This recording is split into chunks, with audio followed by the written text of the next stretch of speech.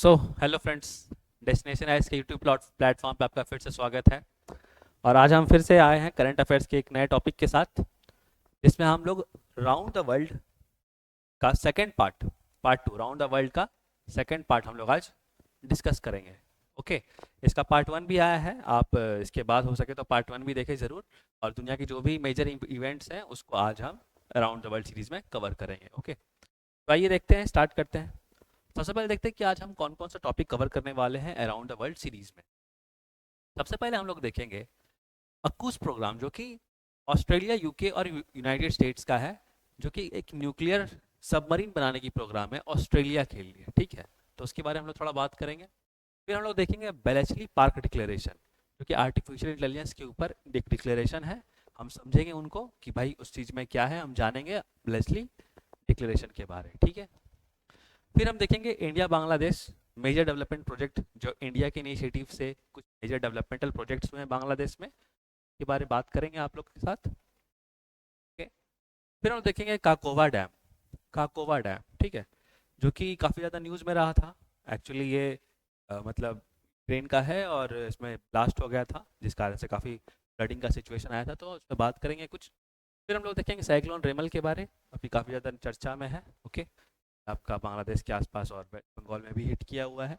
और कुछ related currents के हम लोग एमसीक्यू सॉल्व करेंगे, ताकि आपको और बेटर आइडिया मिल जाए अभी राउंड द वर्ल्ड के कोई मेजर इवेंट्स जो भी हुए हैं। ओके, ठीक है, तो स्टार्ट करते हैं हम लोग अपना पहला टॉपिक, अकूसा प्रोग्राम या फिर एसएसएन अकूसा प्रोग्राम। एसएसएन क्या है? Nuclear powered submarine. क्या ध्यान रखिएगा आप लोग, न्यूक्लियर पावर्ड सबमरीन, जो कि ऑस्ट्रेलिया के लिए बनाया जा रहा है, यूके और यूएसए को द्वारा। ठीक है, तो हम देखते हैं इसमें क्या लिखा हुआ है। Australia, United Kingdom and United State entered into a trilateral security partnership called AUKUS. मतलब ये ट्राइलैटरल तीन देशों का एक सिक्योरिटी पार्टनरशिप है। ठीक है, तीन देश कौन कौन से हैं? कि ऑस्ट्रेलिया, यूनाइटेड किंगडम और यूनाइटेड स्टेट्स। ठीक है, इन तीन देशों का तीन पक्षीय आपका सिक्योरिटी कॉन्फ्रेंस है। ओके, सिक्योरिटी बॉडी है। To build nuclear powered submarine, ये लोग क्या बना रहे हैं मिलके? न्यूक्लियर पावर्ड सबमरीन बना रहे हैं। किसके लिए? रॉयल ऑस्ट्रेलियन नेवी के लिए, मतलब ऑस्ट्रेलिया के लिए न्यूक्लियर पावर्ड सबमरीन बन रहा है इस एसएसएन अकूसा प्रोग्राम के थ्रू। अब थोड़ा हम लोग जानते हैं अकूसा कब स्टैब्लिश हुआ था। ऑस्ट्रेलिया, यूके और यूएस का जो ट्राइलैटरल ग्रुप है, ये कब स्टैब्लिश हुआ था और इसका क्या सिग्निफिकेंस है, क्या इंपॉर्टेंस है, हम उस चीज़ को आइए समझते हैं। तो देखिए, अकूसा जो है स्टैब्लिश हुआ था आपका 2021 में। वेरी इंपॉर्टेंट फैक्चुअल इंफॉर्मेशन आप याद रखिएगा, बहुत ज़्यादा पुराना बॉडी नहीं है, 2021 में ही अकूसा स्टैब्लिश हुआ है। Okay, the AUKUS is intended to be a strategic partnership among Australia, UK and US. ये डिस्कस कर दिया हम लोग, Australia, UK and US, to boost their allied deterrence and defence capabilities Indo Pacific. बोलने का मतलब कि इंडो पैसिफिक के क्षेत्र में ये लोग अपना प्रेजेंस और स्ट्रांगली दिखाना चाहते हैं। ठीक है, कोई भी डिफेंस कैपेबिलिटीज जो है वो बेटर वहाँ पे डिप्लॉय कर सके इमरजेंसी के सिचुएशन में, या ओवरऑल इंडो पैसिफिक में अपना प्रेजेंस, अपना कंट्रोल दिखाने की कोशिश है इस पर्टिकुलर ग्रुपिंग का, अकूसा ग्रुपिंग का, ऑस्ट्रेलिया, यूके, यूएस का। The trilateral partnership, which builds on their decades-long security cooperation, has two pillars. Mainly ये दो पिलर पे काम करता है। ये जो ग्रुप है इसके दो मेन सिग्निफिकेंट मतलब फ्रेमवर्क हैं, दो इनका मेजर फोकस है काम करने में। आइए देखते हैं क्या क्या पिलर्स हैं। अच्छा, पहले आपके लिए एक इमेज है, आप इमेज फॉर्म में चीज़ों को आराम से ग्रैप्स कर सकते हैं, याद कर सकते हैं। देखिए ये सबमरीन। ओके, अब सबमरीन, आप लोग को सबमरीन के पिक्चर से याद रह जाएगा कि हाँ, ये एसएसएन जो अकूसा प्रोग्राम था, ये क्या है? सबमरीन बनाने के लिए, न्यूक्लियर पावर सबमरीन। ठीक है, थोड़ा पिक्चर का आपको हम डिटेल दे दें यहाँ पे कि सबमरीन बनाने में देखिए दो चीज़ है। एक तो उसका डिजाइनिंग। ओके, एक डिजाइनिंग हो गया उसका। अगर हम बात करें उसका, तो सबमरीन का जो डिजाइन होगा कौन प्रोवाइड कर रहा है? यूके। सबमरीन का जो डिजाइन है, सबमरीन का डिजाइन यूके प्रोवाइड कर रहा है, और इसका जो टेक्नोलॉजी है, टेक्नोलॉजी कौन प्रोवाइड कर रहा है? यूएसए। इस चीज़ को याद रखिएगा, सबमरीन का जो डिज़ाइन है वो यूके प्रोवाइड कर रहा है, और जो सबमरीन का पावर टेक्नोलॉजी है जो कि न्यूक्लियर बेस्ड है, इस चीज़ को ध्यान रखना है, न्यूक्लियर बेस्ड। ओके, वो कौन प्रोवाइड कर रहा है? यूएसए प्रोवाइड कर रहा है। और कुछ फेजेस में है होगा ये प्रोग्राम। मल्टीपल फेजेस में है। स्टार्टिंग में मिल के ये लोग बातचीत किए और ये थोड़ा अभी टाइम लगेगा ओवरऑल, मतलब लगभग जाकर के 2030 में ये ओवरऑल प्रोग्राम कंप्लीट होगा और फाइनली न्यूक्लियर सबमरीन ऑस्ट्रेलिया को सौंप दिया जाएगा। ठीक है, तो अभी टाइम है, काफ़ी लंबा प्रोग्राम है, आपको ये भी आइडिया लग जाएगी कि सबमरीन बनाना बहुत ज़्यादा एक टेक्निकल काम है, थोड़ा टाइमिंग भी लगता है। अब हम जानते हैं कि अकूसा जो प्रोग्राम है उसके जो दो मेन पिलर्स के बारे में बात कर रहा था, जो दो मेन फोकस है ऑस्ट्रेलिया, यूके और यूएस का, वो देख लेते हैं क्या फोकस है। पहला पिलर क्या है, पहला फोकस क्या है?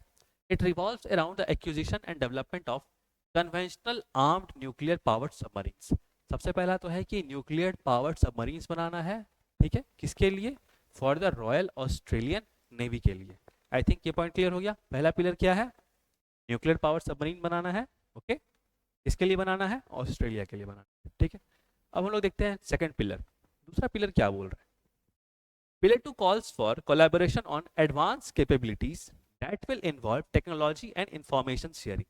बोलने का मतलब कि पिलर 2 है कि जो भी एडवांस कैपेबिलिटीज या फिर कोई भी एडवांस टेक्नोलॉजीज, कोई भी अगर इजाद होता है, कुछ भी नया आता है, that will involve technology and information sharing, तो उसका जो भी इंफॉर्मेशन है वो आपस में तीनों कंट्रीज शेयर करेंगी। ठीक है, कोई भी एडवांस आपका कैपेबिलिटीज या कोई भी टेक्नोलॉजी डेवलप होता है तो तीनों कंट्री आपस में शेयर करेंगी, ये दूसरा पिलर है।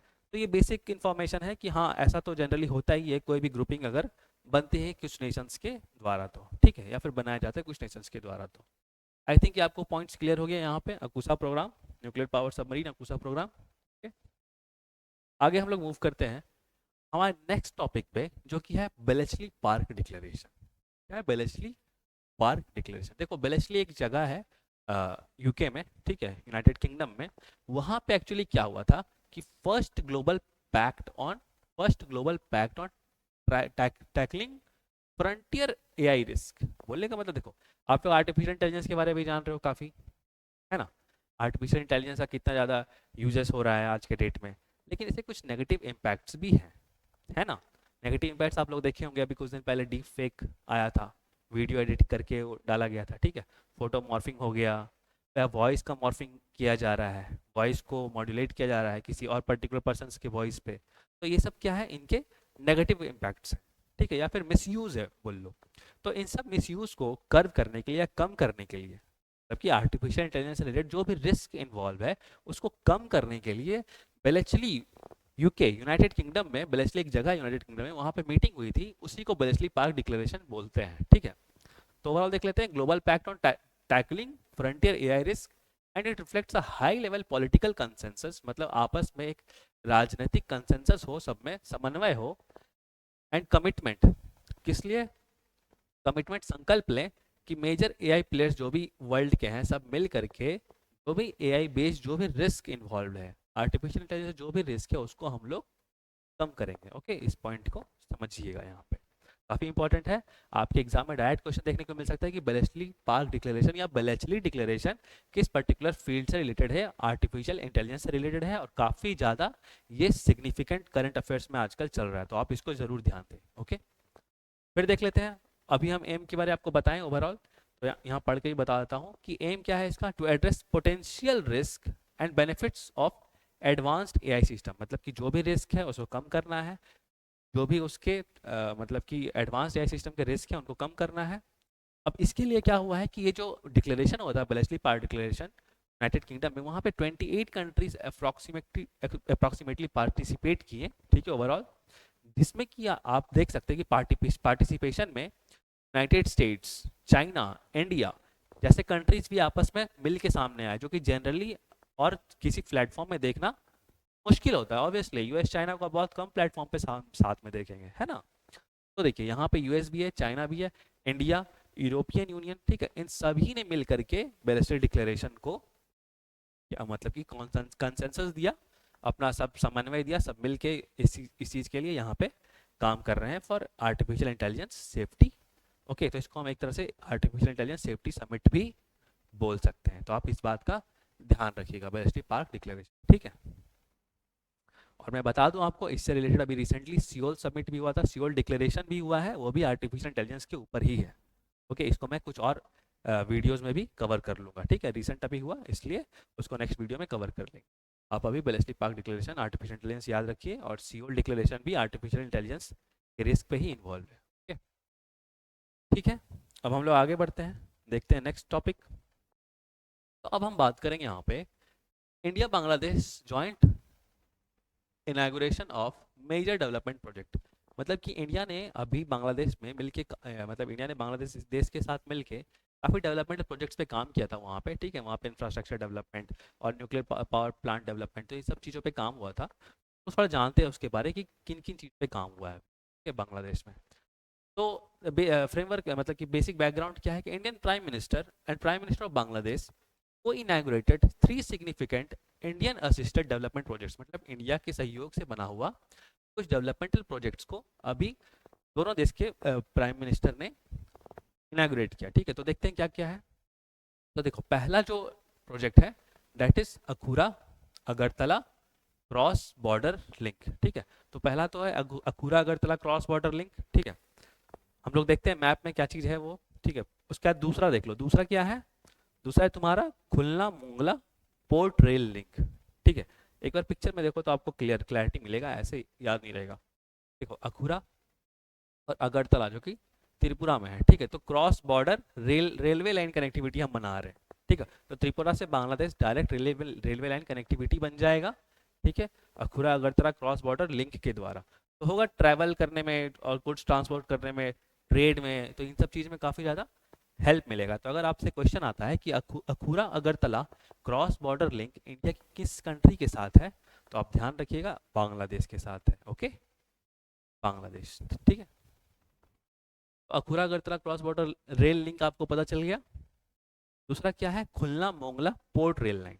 देखिए, Khulna Mongla port rail line क्या है, ये 65 किलोमीटर का 65 किलोमीटर का एक ब्रॉड गॉज रेल रूट है, रेल रूट है एक तरह का, ठीक है, जो कि मोंगला पोर्ट बांग्लादेश में ही और खुलना पोर्ट को कनेक्ट कर रहा है, ठीक है। तो ये दोनों पोर्ट बांग्लादेश में ही और इनको दोनों को कनेक्ट करने का प्रोजेक्ट है, ठीक है। तो एक बार पिक्चर में देख लीजिए, ये मोंगला पोर्ट है यहाँ पे। तो इसको कनेक्ट करने का जो प्रोजेक्ट है, इसको कनेक्ट करने का जो प्रोजेक्ट है वो हमारा खुलना मोंगला प्रोजेक्ट है, ठीक है। आई थिंक आपको याद रहेगा अब ये Khulna Mongla port rail line project, ठीक है। आगे अब देखते हैं हम लोग, और तीसरा प्रोजेक्ट कौन सा है, 3 प्रोजेक्ट हुए हैं, तीसरा देखते हैं। तो तीसरा है आपका मैत्री सुपर थर्मल पावर, मैत्री सुपर थर्मल पावर प्रोजेक्ट, ठीक है।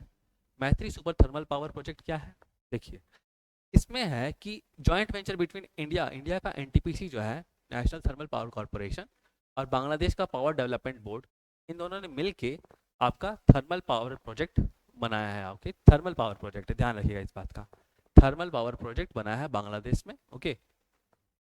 अब क्या होगा कि हम लोग ये तीनों पॉइंट तो समझ गए, सिग्निफिकेंस समझते हैं कि इन सब डेवलपमेंट प्रोजेक्ट्स का क्या सिग्निफिकेंस है।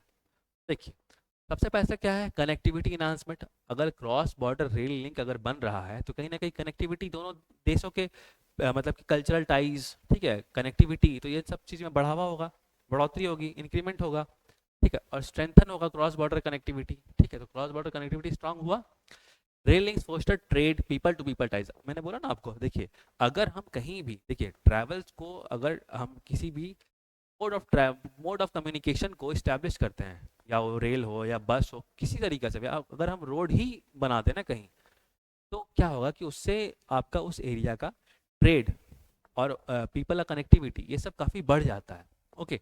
तो ये तो क्रॉस कंट्री आपका रेलवे लाइन प्रोजेक्ट बन गया, ठीक है। तो इससे क्या होगा कि आपका जो भी पीपल टू पीपल टाइज है, जो भी ट्रेड रिलेटेड एक्टिविटीज़ है, सब में इंक्रीमेंट होगा, ओके। ये पॉइंट क्लियर हो गया। आगे देखते हैं एनर्जी सिक्योरिटी। हाँ, देखो, अभी क्या है कि एनर्जी सिक्योरिटी के लिए काफ़ी कंट्रीज काम कर रहे हैं, तो कहीं ना कहीं मैत्री थर्मल पावर प्रोजेक्ट एक तरह का एनर्जी सिक्योरिटी का भी काम करेगा हमारे लिए, इन केस अगर मान लो नॉर्थ ईस्ट में कुछ ज़रूरत पड़े, ठीक है, पावर क्राइसिस हो या फिर हमें ज़रूरत पड़े पावर के लिए, या मतलब, तो बांग्लादेश क्या होगा, उस समय हेल्प कर सकता है, क्योंकि हम लोगों ने असिस्ट किया है उनको बनाने में, ठीक है, थर्मल पावर प्रोजेक्ट। तो क्या होगा, हम लोग हो सकता है कि यहाँ से सप्लाई ले, ये क्या एक तरह से एनर्जी सिक्योरिटी मदद करेगा। देखते हैं क्या है, significant contribution towards meeting energy needs ensuring long term energy security, ठीक है। तो अगर हम सिक्योर कर लें एनर्जी नीड्स को अपना, तो हमारा एनर्जी सिक्योरिटी हो जाता है, मतलब कंप्लीट हो जाता है। ठीक है, ये पॉइंट भी क्लियर हो गया। आगे देखते हैं बायलैटरल रिलेशंस। देखिए अगर हम इस तरह के डेवलपमेंटल प्रोजेक्ट्स में आसपास के पड़ोसी कंट्रीज में अगर डेवलपमेंट प्रोजेक्ट्स में अगर हम इन्वेस्ट करेंगे तो हमारे बायलैटरल रिलेशंस ऑब्वियसली अच्छे बनेंगे, है ना। क्योंकि हम क्या है वहाँ पे इतने तीन तीन डेवलपमेंट प्रोजेक्ट्स कर रहे हैं, पहले भी हम लोग बांग्लादेश में काफ़ी डेवलपमेंटल प्रोजेक्ट्स किए हैं। इससे क्या होगा कि हमारे जो जियो पॉलिटिकल लेवल है और मतलब म्यूचुअल रिलेशंस जो होगा, म्यूचुअल कॉपरेशन जो होगा इंडिया बांग्लादेश का काफ़ी ज़्यादा इम्प्रूव होगा। तो इसी चीज़ को यहाँ पे दर्शाया गया है। Bilateral relations, reinforcing the strong bond between India and Bangladesh, showcasing collaborative efforts for mutual prosperity। ठीक है, म्यूचुअल प्रॉस्पेरिटी आएगी एंड डेवलपमेंट, दोनों जगह का डेवलपमेंटल एक्टिविटीज काफ़ी ज़्यादा इम्प्रूव होगा। In line with India's neighbourhood first policy, आप इसको अगर कोट कर देते हैं इंडियाज नेबरहुड फर्स्ट पॉलिसी पे, हो सकता है आपको मेंस में अच्छा खासा नंबर, मतलब वहाँ पे आपको इंक्रीमेंट नंबर का देखने को मिले। ओके, तो आप नेबरहुड फर्स्ट पॉलिसी को भी कोट कर सकते हैं। आई थिंक बायलैटरल रिलेशंस वाला पॉइंट भी क्लियर हो गया। तो ये तीनों पॉइंट आई थिंक क्लियर हो गया कि इससे सिग्निफिकेंस क्या होगा इन सब डेवलपमेंटल प्रोजेक्ट्स का। ओके, आइए अब बात करते हैं, हम आगे बढ़ते हैं और अब कुछ एमसीक्यू बूस्टर्स, मतलब कुछ एमसीक्यू फॉर्म्स में आपको करंट अफेयर्स के क्वेश्चंस कराता हूँ। ठीक है, तो पहला क्वेश्चन आप जरा सॉल्व करिए, देखिए तो क्या है। पहला क्वेश्चन बोलता है Kakhovka dam which was seen in news is located in which country. Kakhovka बांध जो समाचार में देखा गया था किस देश में स्थित है। अगर आप क्लास के स्टार्टिंग में ध्यान दोगे तो मैंने आंसर बता दिया था, आप ट्राई करें एक बार। देखिए इसका सही आंसर जो है वो यूक्रेन है। Okay, Ukraine. देखो इससे क्या रिलेटेड न्यूज़ क्या है उसको जानते हैं हम लोग। देखो Kakhovka dam is a Soviet era dam, ये सोवियत यूनियन के टाइम में ही बनाया गया था काकोवा डैम। ठीक है, ऑन नाइप्रो रिवर या फिर नाइपर रिवर भी आप बोल सकते हैं इसको, जो कि कहाँ फ्लो करती है, इट सेपरेट्स रशिया और यूक्रेन, रशिया और यूक्रेन को सेपरेट करने वाली नाइपर रिवर है, उस पर फ्लो करती है। और ये डैम जो एक्चुअली यूक्रेन में है। ठीक है, इन सदर्न यूक्रेन, यहाँ देखिएगा इन सदर्न यूक्रेन में ये डैम मौजूद है। वाज ब्रीच रिसेंटली, हाँ ये न्यूज़ इसलिए आया क्योंकि ये डैम का बांध अभी, ये बांध अभी टूट गया था। ठीक है, टूट गया था या एलिगेशंस लगा रहे जा रहे हैं कि तोड़ा गया था, तो खैर जो भी चीज़ है, लेकिन ये बांध अभी टूटा था जिसके कारण बहुत फ्लड वाटर्स काफ़ी ज़्यादा फैल गए थे आपके वार जोन में। ओके, अब क्या हुआ कि यूक्रेन की मिलिट्री और नाटो बोल रहे हैं कि रशिया ने इस बांध को तोड़ा। ठीक है, Ukraine military and NATO have accused Russia of blowing up the dam. ठीक है, और रशिया क्या बोल रहा है, well Russia says has blamed Ukraine, Russia बोल रहा है कि यूक्रेन ने खुद तोड़ा है अपना बांध, और यूक्रेन बोल रहा है कि यूक्रेन और नाटो क्या बोल रहे हैं, नॉर्थ अटलांटिक ट्रीटी ऑर्गेनाइजेशन, जो कि कुछ थोड़ा बहुत सपोर्ट कर रही है यूक्रेन को, कंप्लीटली सपोर्ट तो नहीं कर रही है वार में अगेंस्ट रशिया, तो वो लोग बोल रहे हैं कि रशिया ने बांध को तोड़ा है। खैर ये एलिगेशन अपने जगह है, हम लोग को एक फैक्चुअल इन्फॉर्मेशन याद रखना था कि काकोवा डैम कहाँ स्थित है, तो काकोवा डैम नाइपर रिवर पे स्थित है, और नाइपर रिवर कहाँ है, यूक्रेन में है। ओके, आई थिंक ये पॉइंट आपका क्लियर हो गया। नाइपर रिवर भी आप याद रखिएगा, मेजर रिवर है आपका यूक्रेन की। ओके, और काकोवा डैम रिवर ये हाल में ही अभी ब्रीच हो गया था, तोड़ दिया, टूट गया था। ओके, आगे बढ़ते हैं हम लोग अपने नेक्स्ट क्वेश्चन पे। India concluded a road map for defence industrial cooperation with which country. Bharat ने किस देश के साथ रक्षा औद्योगिक सहयोग के लिए रोड मैप तैयार किया है।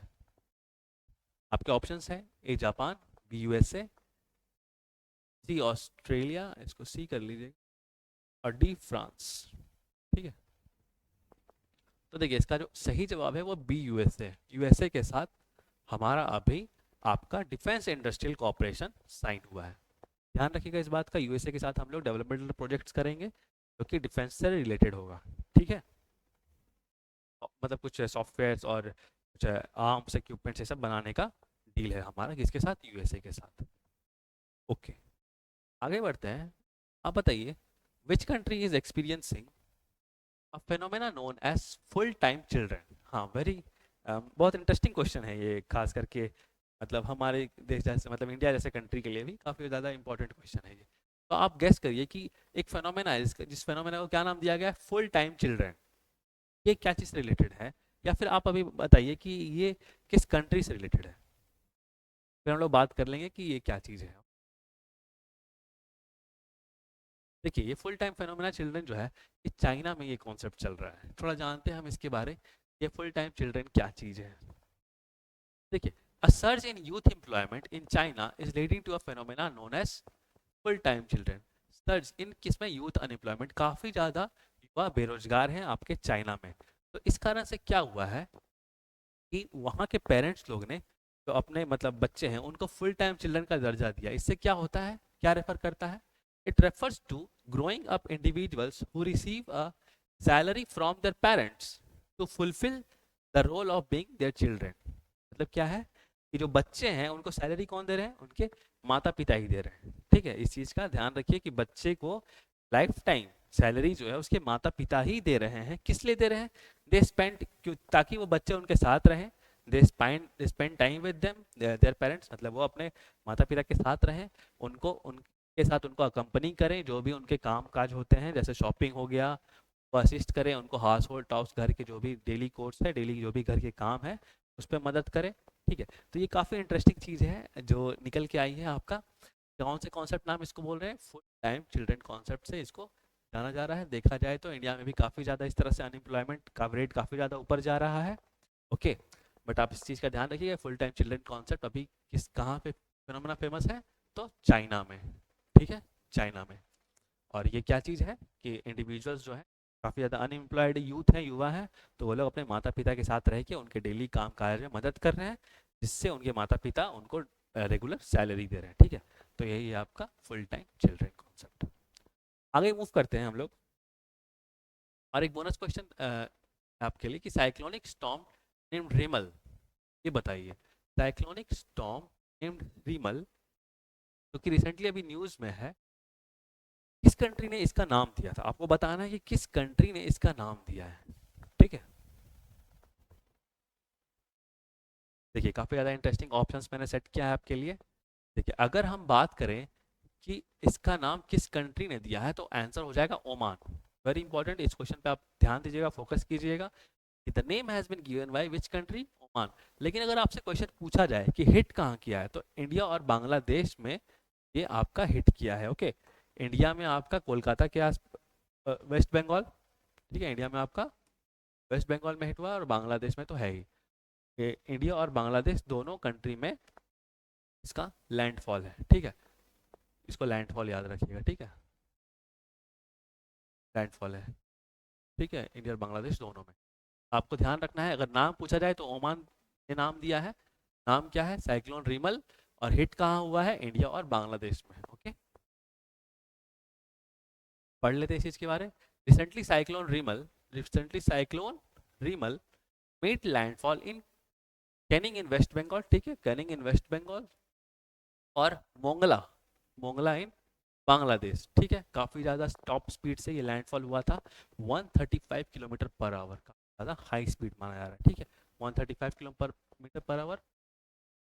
It is moving towards north east at a speed of 13 kilometre. अब लैंडफॉल के बाद आपको पता है कि जो साइक्लोन होता है उनका स्पीड काफ़ी कम हो जाता है। ठीक है, तो अब स्पीड उसका लैंडफॉल का कम हो गया, 13 किलोमीटर पर आवर के नॉर्थ ईस्ट की तरफ मूव कर रहा है। Cyclone storm named Rimmel is a Arabic word. Rimmel क्या है? एक तरह का अरेबिक वर्ड है। ठीक है, अरेबिक वर्ड है जिसका मतलब क्या होता है? सैंड। रिमल का मतलब क्या होता है? रेत। ठीक है, बालू जिसको हम लोग हिंदी में बोलते हैं, सैंड। और रिमल नाम किसने दिया है? The Rimmel is given by Oman. Very important, यहाँ इस चीज को ध्यान रखिएगा आप। लैंडफॉल बांग्लादेश और इंडिया। ठीक है, इंडिया में वेस्ट बंगाल, और नाम दिया है इसका ओमान। ओके, आगे मूव करते हैं। Cyclone Rimmel slams into India and Bangladesh. Okay, अब आपके लिए जो क्वेश्चन है ये आप ट्राई करिए। Nagorno Karabakh region, Nagorno Karabakh region dispute is between which countries? इसका आंसर बताना आपको। Nagorno Karabakh region dispute between which countries? देखिए इसका आंसर बता देता हूँ मैं। नागार्नो काराबाक रीजन जो है ना, ये काफ़ी ज़्यादा कॉन्फ्लिक्ट में रहा था अर्मेनिया और अजरबैजान के बीच में। ठीक है, अर्मेनिया और अजरबैजान के बीच, इसके कारण काफ़ी ज़्यादा अर्मेनिया अजरबैजान में कॉन्फ्लिक्ट चली थी। ठीक है, पिछले साल सितंबर में 2022 से काफ़ी ज़्यादा एस्केलेट हो गया था प्रॉब्लम। ठीक है, अब क्या हुआ है कि ये रीजन जो है ये कहीं ना कहीं अजरबैजान के ओवरऑल कंप्लीट कंट्रोल में आ चुका है, और इसके मैप पे भी अब नया मैप बनाया, मतलब इसकी इस एरिया में अब नया मैप बनाया जा रहा है। मैं क्या करूँगा, आर्मेनिया अजरबैजान पे एक डिटेल आपके लिए वीडियो बना दूंगा, क्योंकि ये काफ़ी ज़्यादा 2022 में काफ़ी ज़्यादा इन न्यूज़ में था। एक तरह से समझो कि एक वर्ल्ड वार जैसा सिचुएशन क्रिएट हो रहा था, ठीक है। तो मैं इसके लिए रिसेंटली कुछ और वीडियोस जरूर बनाऊंगा, नगोर्नो कराबाख रीजन वाला जो कॉन्फ्लिक्ट है आर्मेनिया अजरबैजान के बीच में, ठीक है। तो ये लास्ट क्वेश्चन था।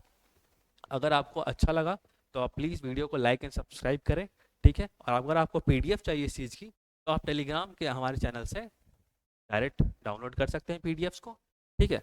बाकी आप डेस्टिनेशन आईएएस के यूट्यूब प्लेटफॉर्म और डेस्टिनेशन आईएएस के इंस्टीट्यूशन से भी जुड़ें, ताकि आपके प्रिपरेशन में काफ़ी ज़्यादा आपको हेल्प मिले, ठीक है, और आप 17 बीपीएससी बहुत अच्छे रैंक से क्वालिफाई कर पाएँ।